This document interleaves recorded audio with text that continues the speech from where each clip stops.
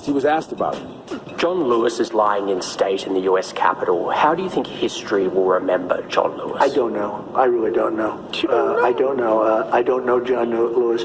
He chose not to come to my inauguration. I thought you didn't know. I never met John Lewis, actually. I don't believe. Do you find him impressive? I can't say one way or the other. I find a lot of people impressive. I find many people not impressive. But I didn't. Do you find his story impressive? He didn't come to my inauguration. He didn't come to my State of the Union speeches. And that's okay. That's his right.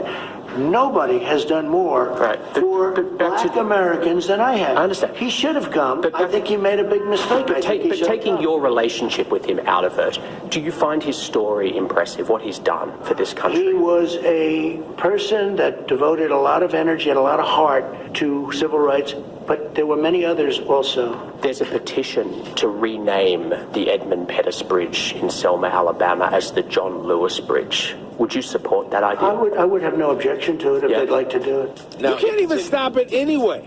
Congratulations, you played yourself. It did not end there, Ebro, because it transitioned then into a conversation about Black Lives Matter and about the disproportionate number of black people killed by police. And let's hear that conversation. Why do you think black men are 2.5 times? White people. I know, but why do you think black men? In a larger number, in quantity, police have killed white people. But why do you think black men are 2.5 times more likely? He doesn't understand proportion, by the way. That I don't know, but I don't like it. But you must have thought Why? about it. I don't know why, but I don't like it. I do know this. Does it speak to something police systemic? Have killed many white people also. But proportionally, what does it speak to? It speaks to something, if that's the number, you're telling me a number. Okay, if that's the number, it speaks to something that to me is unacceptable. And what do you do about it then? Well, I think we've already done a lot of things. You haven't. It still exists. Let me just tell you. I understand your achievements. I know what you're going to say. I'm not suggesting you haven't done a lot economically. I've done a thing called criminal justice I get it. reform. I'm just saying what changes. President Obama couldn't He's get not my friend. I'm asking about that statistic. He tried, but he couldn't get it done. I got criminal justice. I get it. I got opportunity zones. I took care of the historically black. You know, if you look at what I've done for colleges, for black colleges and universities, I got them funding. Obama never did it. I did more for the black community than anybody, with the possible exception of Abraham Lincoln, whether you like it or not. Wait, so you believe you did more than Lyndon Johnson, who passed the Civil Rights Act? I think I did, yeah. How? Because I got How criminal justice reform done. I got prison reform. Lyndon Johnson. I've done things.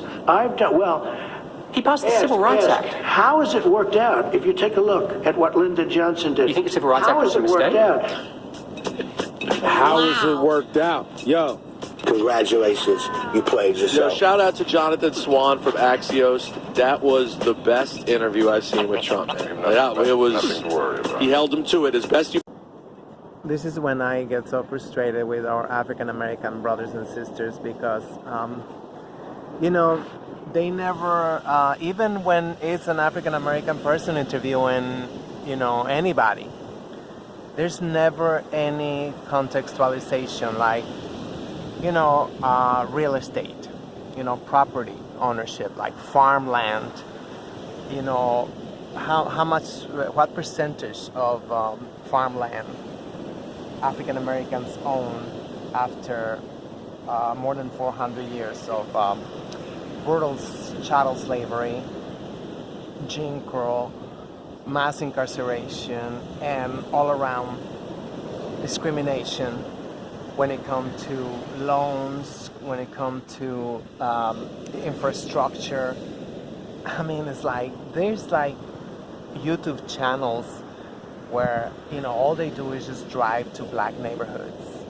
And it's just like, how is that possible? I mean, like, I guess when you have no self-esteem, or, I don't know, they're in love with the crackers. I don't understand why. And then if a Mexican farts or to do some bullshit, it's like the end of the world. It's like the end of the world, It's like you see, Latinos are Eurocentric or whatever. We are like the worst. Well, the enemy is at home, I mean, it's like not a show. I mean, I watch a lot of African American YouTube channels, and they all like, you know, they feel so comfortable saying it's always Latino this, Latino that, and I mean, you don't see like, you know, what's the damn difference? You're getting paler by the minute. I mean, I think that's their plan, to come to a point. You know, I'm reading this book on the origins of, you know, colorism, segregation, and all that bullshit. And it's like the same thing. Nothing have changed it. And that book is from like the 60s. And the writers say like nothing have changed it. You know, like, you know, these mulattoes, their plan is to get lighter and lighter and lighter until they get to pass completely.